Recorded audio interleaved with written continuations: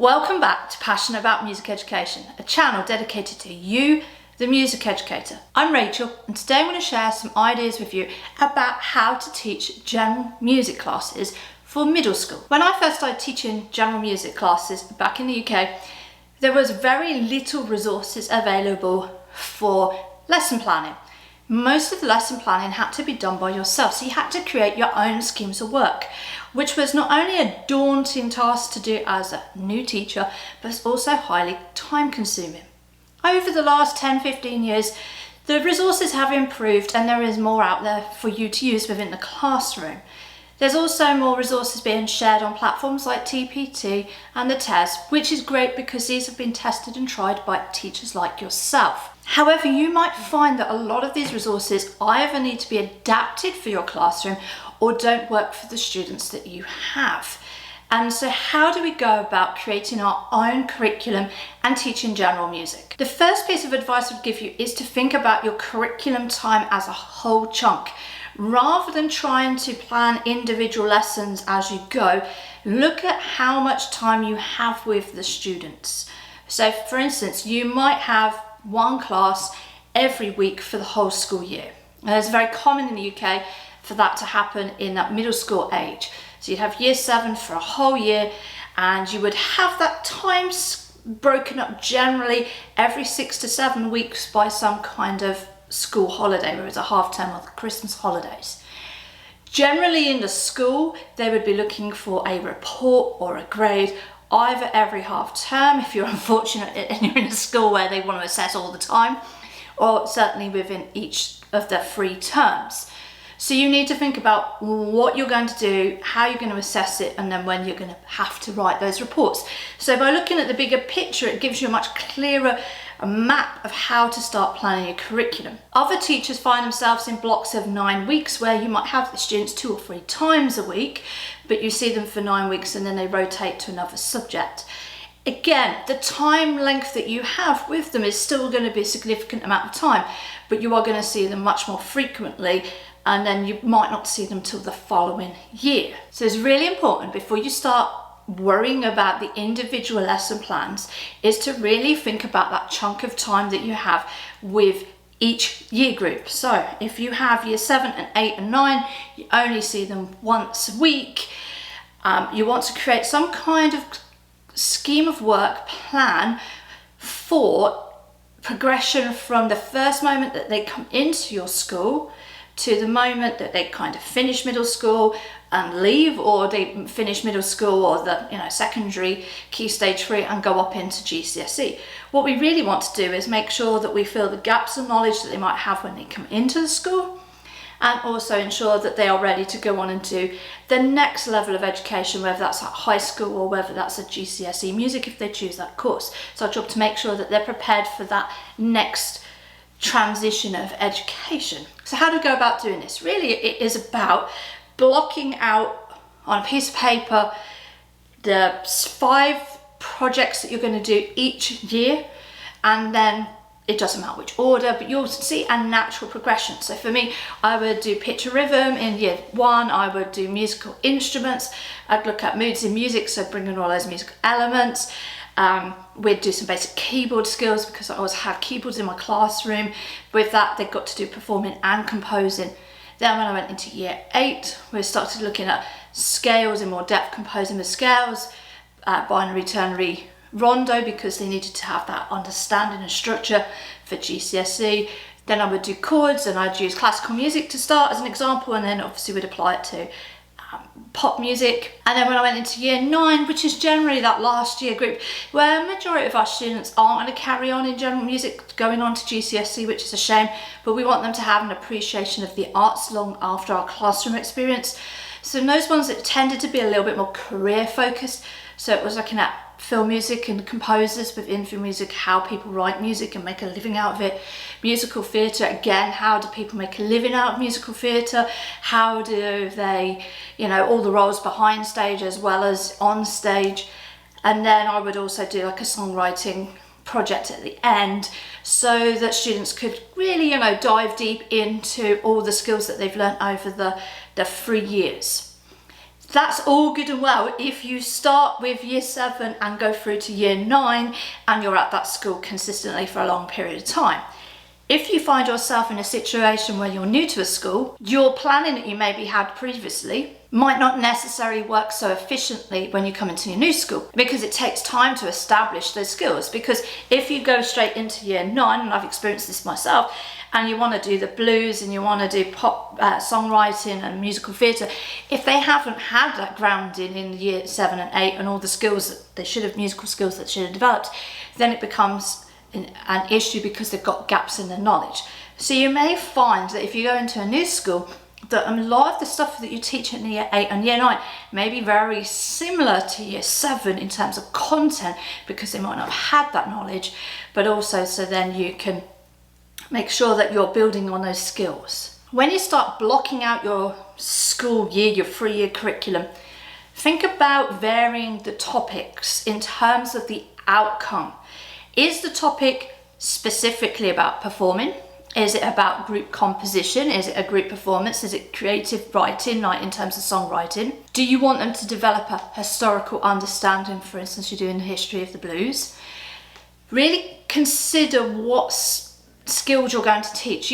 Sometimes we try to cram everything in and we get like sort of really want the students to get an experience of everything, but we really can't fit it all in if you've only got 6 lessons of 50 minutes.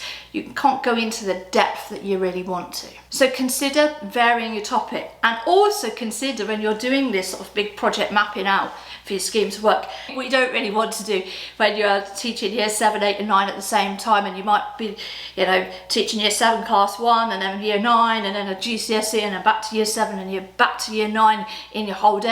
What you don't want to be doing is getting out all the equipment, say all your tune percussion, and then putting it all away and tune percussion again and away, or everybody's doing composing, which means you've got to then record it and assess it. So you also need to think about the workload that you're going to create. Again, planning it out, mapping it out, so there's sort of a balance throughout the year for you as well as the students. The other thing about varying the task is also important for the students to develop different skills, but also to use different equipment. One of the dangers, particularly in general music classrooms, is that if you are lucky enough to have a suite of keyboards or a suite of computers, that it's easy to put those students on the computer every single week and for them to do music making using the computer. And there's not really anything wrong with that, but if you think of it from the child's perspective, they do a lot of IT work now. Then they're sort of sat behind a computer, kind of quite isolated. And we do that in our music classrooms for 3 years. We are not giving them the chance to develop those social skills that music's really good for. So again, if a child really hates the keyboard, which there are kids who really just don't love it, they love the guitar, they love the flute, they hate the keyboard, which is perfectly fine, and we put them on that keyboard for 3 years without any variety, without any change, then those students are going to be the ones that maybe push back and give us behaviour issues.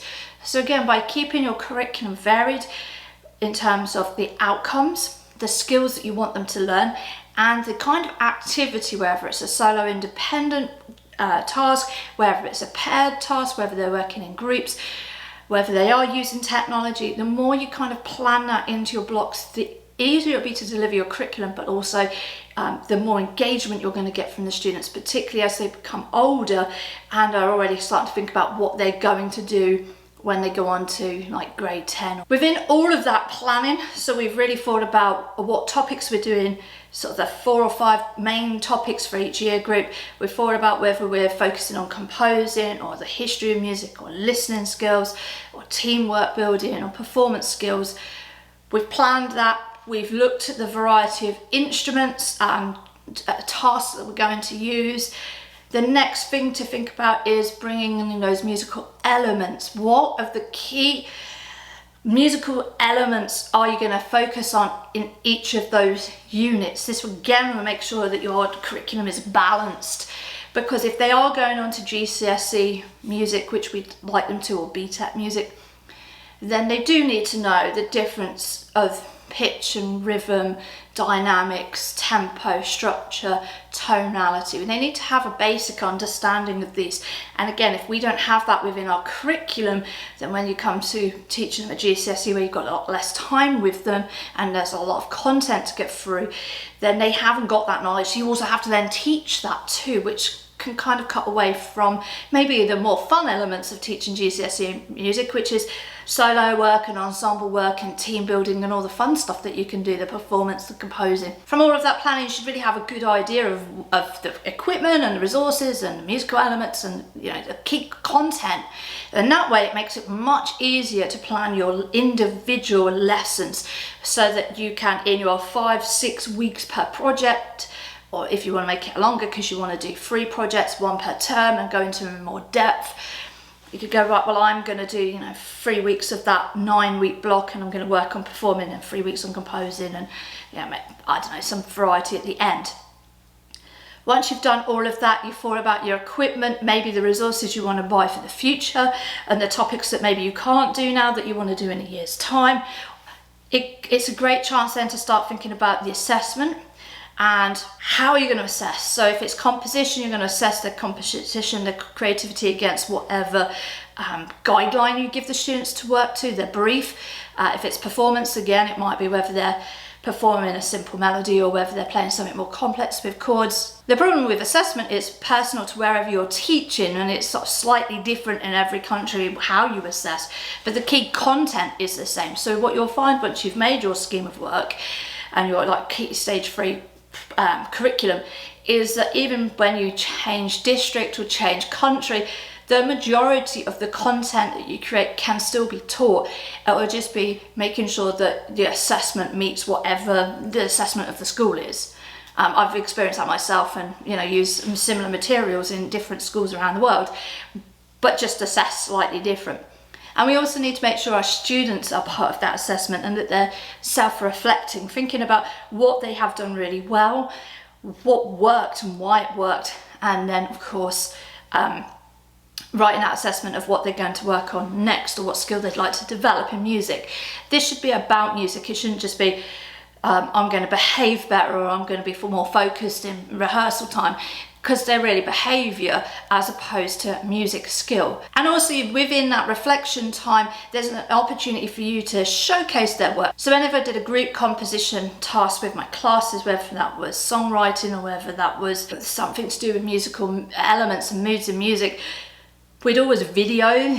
Back in the day, I used to just record it like audio and we'd listen to the audio track. Nowadays you can record it quite easily on a piece of school equipment, record it, and then actually have a chance to watch it. So much of us don't put that back into the curriculum.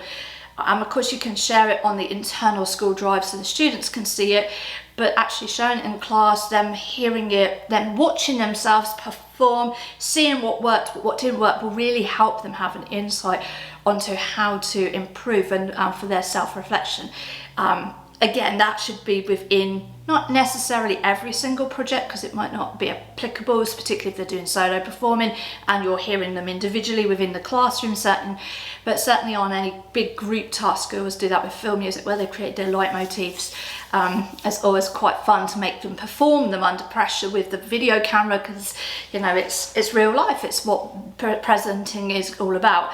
And then when they comes back to watch it, there's always lots of giggles and like good humour within the classroom, because it's great for the students to see what they did and to actually go, wow, that was a really good performance because, or that was a really good performance because. So it's a great way for them to really learn about performing and to be self-reflective learners and to be those independent thinkers that we want our students to be. So we don't have to, spoon feed them through every single task. So in conclusion, really, when you're sitting down to write your new curriculum or to even just tweak what you've got, really think about the end in mind, the big picture. Really look at your school calendar, look at the time you have been given by your school. Always take out 1 or 2 lessons per term that may be lost because of illness or a bank holiday or a school trip, because all of those things come up.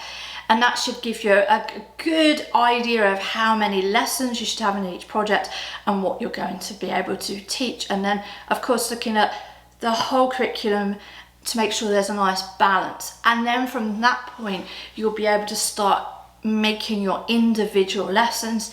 Make sure you save all of your work into folders, whether it's on a computer or however you want to do it, on a cloud, so that when you come back to it next year, you can obviously find all the content that you've created.